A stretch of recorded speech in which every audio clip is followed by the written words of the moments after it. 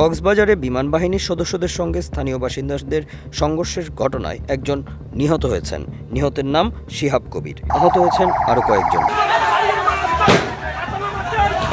সোমবার দুপুরে কক্সবাজার শহরের কুতুবদিয়াপাড়া এলাকায় এই ঘটনা ঘটে। নিহত শিহাব কবিরের পিতা নাসির উদ্দিন বলেন, আমার নিরপরাধ ছেলেকে কেন হত্যা করল বিমান বাহিনী? আমি হত্যার বিচার চাই। স্থানীয়রা অভিযোগ করে বলেছেন, বিমান বাহিনী বেআইনিভাবে নিরস্ত্র সাধারণ মানুষের উপর হামলা চালিয়েছে। তারা এই ঘটনার সুষ্ঠু তদন্ত ও বিচার দাবি করেছেন।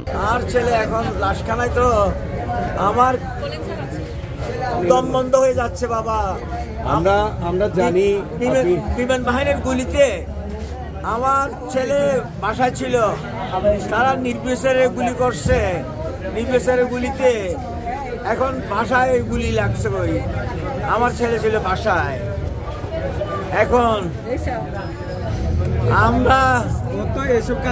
আমরা ডাক্তারের কাছে আসছিলাম, আমি এবং আমার ওয়াইফ সকালে।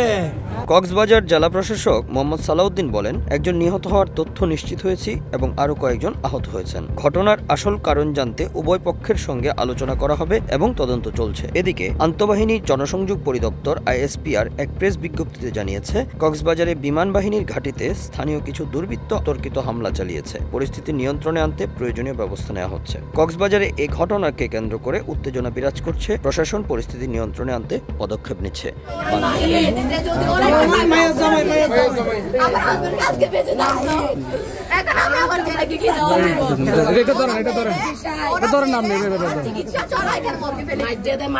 Bangla affairs news desk.